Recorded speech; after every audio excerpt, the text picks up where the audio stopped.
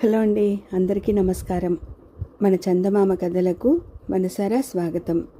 మనం బొమ్మరిల్లులోని వసుంధర గారి రచన నూరుకట్ల పిశాచం కథలు చెప్పుకుంటున్నాం కదండి. అందులోని 67వ కథ మాట వినని మొగుడు ఇప్పుడు చెప్పుకుందామండి. ఇక కథలోకి వెళ్దామా మరి. రామనగరం అనే ఊళ్ళో చిత్రగుప్తుడనే భాగ్యవంతుడికి లేక పుట్టిన కుమార్తె చిత్ర. అల్లారు ముద్దుగా పెరిగిన చిత్రకి 18వ ఏట ఏదో వింత జబ్బు చేసి క్రమంగా కృషించిపోసాగింది. చిత్రగుప్తుడు నగరంలోని ఘన వైద్యులందరినీ పిలిపించాడు.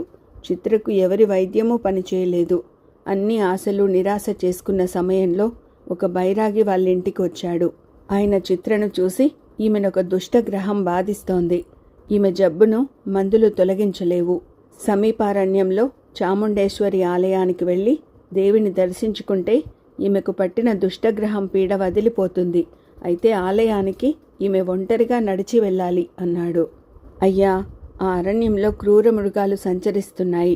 అది దొంగలకు నిలయం. జబ్బుతో కృషించిన ఆడపిల్ల ఒంటరిగా నడిచి ఆలయానికి ఎలా వెళ్ళగలదు అని అడిగాడు చిత్రగుప్తుడు కంగారుగా. బైరాగి మందహాసం చేసి, అమాయకుడా, ఈ ప్రపంచంలో చావు పుట్టుకలు మన చేతిలో లేవు. నీ భవంతిలో క్షేమంగా ఉన్నావని నీవు అనుకోవచ్చు. రేపు ఏ భూకంపమో వస్తే ఈ భవనంలోనే నువ్వు భూస్థాపితమైపోతావు. అనవసరపుట ఆలోచనలు మానుకుని నీ కూతుర్ని నేను చెప్పిన విధంగా దేవీ దర్శనానికి పంపు. మేలు జరుగుతుంది. లేదా ఆమె నీ కుటుంబానికి దక్కదు అన్నాడు. చిత్రగుప్తుడు సరేనని అందుకు తగిన ముహూర్తం నిర్ణయించమన్నాడు. బైరాగి మర్నాటికే ముహూర్తం పెట్టాడు. ఆ ప్రకారం మరుసటి రోజున చిత్ర ఒంటరిగా ఇంటి నుంచి బయలుదేరింది. నడుచుకుంటూ వెళ్ళి అడవిలో ప్రవేశించింది. అప్పుడు ఆమెకు పరిసరాల స్పృహ లేదు. అన్నింటికీ దేవినే నమ్ముకుని ముందుకు నడుస్తూ బైరాగి చెప్పిన చాముండేశ్వరి ఆలయం చేరుకుంది. అది దేవి మహిమో ఏమో గాని ఆమెకు శరీర శ్రమ తెలియలేదు. దారిలో ఎక్కడా విషసర్పాలు, క్రూర మృగాలు, బందిపోట్లు ఆమెను బాధించలేదు. చిత్ర గుడి లోపలికెళ్ళి దేవి విగ్రహం ముందు నిలబడి 2 చేతులు జోడించి, అమ్మా, నన్ను అనుగ్రహించు, నాకు పట్టిన దుష్టగ్రహం నుంచి విముక్తి కలిగించు అని ప్రార్థించింది. వెంటనే అక్కడ పెద్ద మెరుపు మెరిసింది. ఆ వెంటనే చిత్రకు తన శరీరంలో ఏదో మార్పు వచ్చినట్లు అనిపించింది. ఆశ్చర్యపడి తనను తాను చూసుకుంటే తన శరీరం పచ్చటి ఛాయతో మెరుస్తూ పూర్వంలాగా మారిపోయింది. చిత్ర ఉత్సాహంగా, దేవి, నీ మహిమ అద్భుతం అంటుండగా ఆమెకు చెవిలో ఎవరో, కుమారి, నీ ఆరోగ్యానికి ఇక తిరుగులేదు. వెనక్కు తిరిగి వెళ్ళు. నీకు పట్టిన దుష్టగ్రహాన్ని తప్పించడానికి నిన్ను నేను నా శక్తితో ఇక్కడికి రప్పించుకున్నాను. అసహాయులకు, శక్తిహీనులకు మాత్రమే నేను సహాయపడతాను. ఇప్పుడు నీవు శక్తిహీనురాలివి కాదు, అసహాయురాలివి కాదు.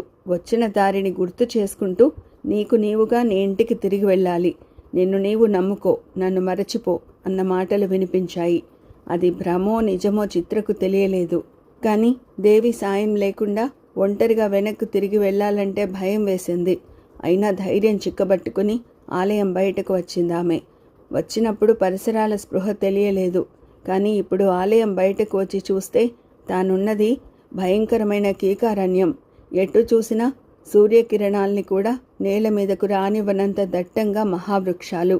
అంతవరకు ఆ అడవిలో తానెలా పయనించిందో, ఏ దారిన వచ్చిందో కూడా అర్థం కాని చిత్ర ఏం చేయాలో తెలియక భయంతో నిలబడిపోయింది.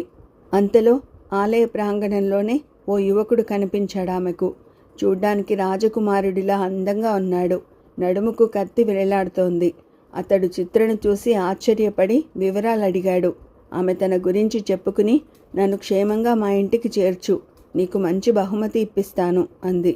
దానికి ఆ యువకుడు, నా పేరు చంద్రవర్మ. నా బలపరాక్రమాలు ప్రదర్శించి ఈ దేశపు రాజు మెప్పు పొందాలని బయలుదేరాను.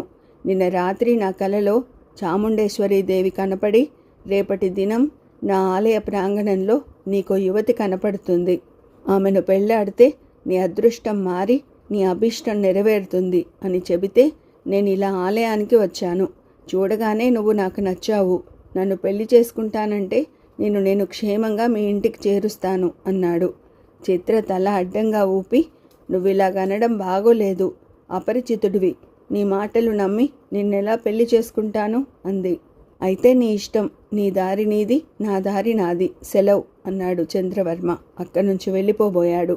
అతడు వెళ్ళిపోతే తనెక్కడ ఒంటరినైపోతానని భయపడింది చిత్ర. ఆమె అతడితో, నువ్వు నన్ను పెళ్లి చేసుకోవాలనుకుంటే షరతులు నీకేనా, నాకుండవా అని పంతం కాస్త తగ్గించుకుంది. దీనికి చంద్రవర్మ కూడా దిగివచ్చి, నీ షరతులేమిటో చెప్పు, అవి అర్థవంతంగా ఉంటే పాటించి నిన్ను క్షేమంగా నీ ఇల్లు చేరుస్తాను. ఇల్లు చేరిన తర్వాత నన్ను తప్పకుండా పెళ్లి చేసుకుంటానని దేవి మీద ప్రమాణం చేసి చెప్పు అన్నాడు. అయితే సరే, నా గురించి విను. నేను మా ఇంట్లో చాలా గారాబంగా పెరిగాను. ఓ పట్టాన ఎవరి మాట వినను. మా నాన్న కూడా నేను చెప్పినట్లు వింటాడు.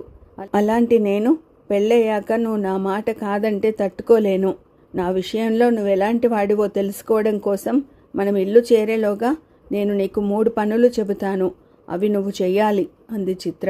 సరే, కానీ నువ్వు చెప్పే ఆ 3 పనులు నా సమర్థతకు సంబంధించే ఉండాలి. నా శక్తికి మించినవి కాకూడదు అన్నాడు చంద్రవర్మ. చిత్ర ఒప్పుకుని దేవి ముందు అతడు చెప్పినట్లే ప్రమాణం చేసింది. ఇద్దరూ కలిసి బయలుదేరి కొంత దూరం వెళ్లేసరికి వారిద్దరికీ ఓ చెట్టు మొదట్లో పడుకుని నిద్రపోతున్న పెద్ద పులి కనిపించింది. చిత్ర చంద్రవర్మతో, ఒకప్పుడు పులి పేరు వింటేనే నా గుండెలు అదిరేవి. ఇప్పుడు దేవి మహిమో నువ్వు పక్కనున్నావన్న ధైర్యమో తెలియదు కానీ పులిని చూస్తే నాకు భయం వేయడం లేదు. నువ్వు ఆ పులిని వట్టి చేతులతో ఎదుర్కొని బెదరగొట్టాలి, కత్తిని ఉపయోగించకుండా తరిమేయాలి అంది. నిద్రపోతున్న పులిని లేపి రెచ్చగొట్టడం ఎందుకు? మనం ఇక్కడి నుంచి నిశ్శబ్దంగా వెళ్ళిపోవడం నీకు నాకు క్షేమం అన్నాడు చంద్రవర్మ. నువ్వు నీ బలపరాక్రమాలను మహారాజు ముందు ప్రదర్శించాలనుకుంటున్నావు. కాబోయే నీ భార్య ముందు ప్రదర్శించలేవా అంది చిత్ర. అలాగన్నావు కాబట్టి సరే, నువ్వలా చెట్టు చాటున ఉండు అన్నాడు చంద్రవర్మ. ఆమె చెట్టు చాటుకు వెళ్ళగానే చంద్రవర్మ పులికి కాస్త దూరంగా నిలబడి గట్టిగా చప్పట్లు కొట్టాడు. ఆ చప్పుడికి ఉలిక్కిపడి లేచింది పులి. అది చంద్రవర్మను చూసి కళ్ళు చిట్లించి 2 అడుగులు వెనక్కు వేసింది. పులి అలా వెనకడుగు వేస్తున్నదంటే అది మెరుపు వేగంతో మీదకు దూకుతుందనే అర్థం. చంద్రవర్మకు పులి తనపై దాడి చేస్తుందని అర్థమైపోయింది. అతడు పులివైపే తీవ్రంగా చూస్తూ 2 అడుగులు ముందుకేశాడు. పులి 4 అడుగులు వెనక్కేసింది. ఇద్దరూ కాసేపు ఒకరినొకరు చూసుకున్నారు. ఉన్నట్లుండి పులి చంద్రవర్మ మీదకు దూకింది. ఆ సమయానికి చంద్రవర్మ చెట్టుకున వెనక్కు తిరిగాడు. 2 చేతులు పైకెత్తి తన మీదకు దూకిన పులిని పట్టి అదే ఊపుతో దూరంగా విసిరాడు. పులి తన వేగంతోనే అనుకున్న దానికంటే బాగా ముందుకెళ్ళి అనుకోని విధంగా వెళ్ళకిలా పడింది. అదింక వెనక్కు తిరగలేదు. నెమ్మదిగా లేచి ఒళ్ళు దులుపుకుని గుర్రుమంటూ శబ్దం చేసి అక్కడి నుంచి పారిపోయింది. ఈ దృశ్యం చూసి నివ్వెరపోయింది చిత్ర. ఆమె చప్పట్లు కొట్టి తన సంతోషాన్ని వ్యక్తపరిచింది. వాళ్ళిద్దరూ ముందుకు కదిలారు. కొంత దూరం వెళ్ళేసరికి కొండ గుహలాంటి ప్రాంతం వచ్చింది. చిత్ర అక్కడ చతికిలబడిపోయి, నేను నడవలేకపోతున్నాను, కాసేపు విశ్రాంతి కావాలి. ఆ కొండ గుహలో ఏ జంతువులు లేవేమో చూడు, లేకుంటే కూర్చునేందుకు వీలుగా శుభ్రం చేయి. నేను కాసేపు అక్కడ వెచ్చగా కూర్చుంటాను అంది. చంద్రవర్మ మాట్లాడకుండా లోపలికి వెళ్ళాడు. కాసేపతను లోపలే ఉన్నాడు. తర్వాత బయటకు వచ్చి, లోపల ఓ పెద్ద కొండ చిలువ ఉంది. ఎరను మింగి ఉందేమో, అదో పట్టాన కదలలేదు. దాన్ని బయటకు తరలించాలని చూసేసరికి ఉన్నట్లుండి ఊహించని వేగంతో నా మీద తిరగబడింది. అది నా కాళ్ళను బంధించేసరికి నా బుద్ధి చురుగ్గా పనిచేసింది. దాన్ని ముక్కలు ముక్కలుగా నరికాను కత్తితో. నేలంతా రక్తసిక్తమైపోయింది. శుభ్రం చేయాలంటే నీళ్లు కావాలి. సమీపంలో ఎక్కడా కొలనున్నట్లు లేదు. ఏం చేయను అన్నాడు. ఏది చూస్తాను పద అంది చిత్ర. ఆమె గుహలోకి వెళ్ళి బీభత్సమైన ఆ దృశ్యం చూసి చంద్రవర్మ నిజమే చెప్పాడని గ్రహించి, నాకు విశ్రాంతి అవసరం లేదు, నువ్వు నా మాట పాటించినట్లే, ఇక పోదాం పద అంది. ఇద్దరూ మళ్ళీ ప్రయాణమై అరణ్యం దాటి ఊరు పొలిమేరలోకి వచ్చారు.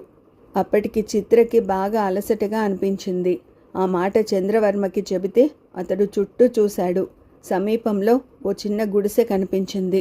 చంద్రవర్మ ఆమెను తీసుకుని ఆ గుడిసెలోనికి వెళ్ళాడు. గుడిసెలో 2 వృద్ధ దంపతులున్నారు. వారు చిత్రను చంద్రవర్మను అభిమానంతో ఆదరించి ఆతిథ్యం ఇచ్చారు. కాస్త తేరుకున్నాక చిత్రకి అలాంటి చోట ముసలి దంపతులుండడం, తమకు ఆతిథ్యం ఇవ్వడం ఆశ్చర్యంగా అనిపించి, మీరిక్కడ ఊరికి దూరంగా ఎందుకుంటున్నారు అని అడిగింది. దానికి సమాధానంగా వృద్ధుడు, నా బిడ్డలు నన్ను చూడడం లేదు. నేను నా భార్య ఇక్కడ మకాం పెట్టి బాటసారులకు సాయపడుతుంటాం. సమీపంలో నాకు 2 ఎకరాల పొలం ఉంది. ఓ రైతు అందులో పంట పండించి మాకు 20 బస్తాల తిండి గింజలిస్తాడు. వాటితోనే మా కడుపులు, అతిథుల కడుపులు కూడా నిండుతున్నాయి. ఎప్పుడైనా అతిథులు తృణమో పనమో ఇస్తే పుచ్చుకుంటాం. విశేషం ఏమంటే దొంగలు కూడా మా జోలికి రారు అన్నాడు. అప్పుడు చిత్ర చంద్రవర్మను పక్కకు పిలిచి, ఇంత మంచి మనుషులు వృద్ధాప్యంలో మానవ నగరానికి దూరంగా ఉండడం నాకు ఇష్టం లేదు. వీళ్ళ మాట తీరు చూస్తే మనం రమ్మన్నా వీళ్ళీ గుడిసె వదిలి వచ్చేలా లేరు. కాబట్టి నువ్వు ఈ గుడిసెకు నిప్పంటించేయి. ప్రమాదవశాత్తు జరిగినట్లు వీళ్ళని నమ్మించు. వీళ్లను మన నగరంలోకి తీసుకుపోయి నలుగురి మధ్య సుఖంగా బ్రతికేందుకు మంచి ఏర్పాటు ఏదైనా చేద్దాం అంది. చంద్రవర్మ ఆమె వంక విసుగ్గా చూసి, ఆతిథ్యం ఇచ్చిన వారిల్లు తగలబెట్టడం నాకు ఇష్టముండదు. అదీ కాక ఈ ఇంట్లో తిండి గింజలున్నాయి. మనమెంత డబ్బిచ్చినా తిండి గింజల్ని తగలబెట్టకూడదు. ఎందుకంటే ఎవరికైనా కడుపు నింపేది డబ్బు కాదు, ఈ తిండి గింజలే. డబ్బుతో తిండి గింజలు పండించగలం కానీ సృష్టించలేం. నువ్వు చెప్పిన పని నేను చేయలేను అన్నాడు. నేను చెప్పిన పని నీ శక్తికి మించింది కాదు. కాబట్టి నువ్వు నా మాట వినకపోతే మన పెళ్లి జరగదు అంది చిత్ర. చంద్రవర్మ నవ్వి, నిన్ను పెళ్లాడాలనే ఆలోచన నేనెప్పుడో మానుకున్నాను. ఎందుకంటే నువ్వు నా ప్రాణాలనే కాదు, నీ ప్రాణాలను కూడా ప్రమాదంలో పెట్టే పనులు నాకు చెప్పావు. అయినా మాటిచ్చాను కదా అని, నా శక్తికి మించనివి కదా అని ఆ పనులు చేశాను. నా వరకు వస్తే ఆలోచన లేని సాహసం నాకు నచ్చదు. ఇక నువ్వు చెప్పిన 3వ పనిలో నీ ఉద్దేశం మంచిదే, కానీ ఎంచుకున్న మార్గం అర్థం లేనిది. అర్థం లేని మంచితనం కూడా నాకు నచ్చదు. కాబట్టి మన పెళ్ళి ఎలాగూ జరగదు. అలాగని నేను మాట తప్పేవాణ్ణి కాను. నిన్ను నీ ఇంటి దగ్గర దిగబెట్టే పెడతాను అన్నాడు. చంద్రవర్మ చిత్రను చిత్రగుప్తుడింటికి చేర్చి ఆయనకు జరిగిందంతా చెప్పాడు. అప్పుడు చిత్రగుప్తుడు చంద్రవర్మను ఎంతగానో అభినందించాడు. నీకోసం ఎంత సాహసమైనా చేయగల చంద్రవర్మ విచక్షణ లేకుండా ఏ పని చేయకపోవడం చాలా గొప్ప విశేషం. అటువంటి వాడు భర్తగా లభించడం నీ అదృష్టం అని కూతుర్ని మందలించి పెళ్లికి ఒప్పించాడు. చిత్ర కూడా సంతోషంగా ఆ వివాహానికి ఒప్పుకుంది. వినయశీలుడి కథ పూర్తి చేయగానే భార్యాభర్తల్లో ఒకరికి మొండితనం ఉండొచ్చు. అప్పుడు రెండో వాళ్ళు విచక్షణ పాటించాలి. లేకుంటే వారి దాంపత్యం వల్ల ఇతరులకు నష్టం వాటిల్లుతుంది. భార్యకు విచక్షణ ఉంటే భర్త వల్ల, భర్తకు విచక్షణ ఉంటే భార్య వల్ల తప్పులు జరగవు. రేపో మాపో రాజుకి ఈ విషయం చెబుతాను. నా వల్ల ఇప్పుడు జరిగిన తప్పుకు ఆయనే కారణం. అసలు నా తప్పును నాకు విడమర్చి చెప్పకుండా ఆయన ఎందుకు ఊరుకోవాలి? ఇక మీదట అన్నింటికీ నా మాట వినొద్దని ఆయనకు చెప్పాలి అని మనసులో మదనపడింది రాణి. మహారాణి ఆలోచనలు ఎలా ఉన్నప్పటికీ ఆమెకి కథ బాగా నచ్చింది. ఆమె కథని మెచ్చుకోగానే వినయశీలుణ్ణి ఆవహించిన 100 కట్ల పిశాచానికి మరో కట్టు విడిపోయింది. మర్నాడు వినోద ప్రదర్శనకు ముందు యథాప్రకారం కథ వినడానికి మళ్ళీ వచ్చింది మహారాణి. వినయశీలుణ్ణి ఆవహించి ఉన్న పిశాచం మరో కథ చెప్పడం ప్రారంభించింది.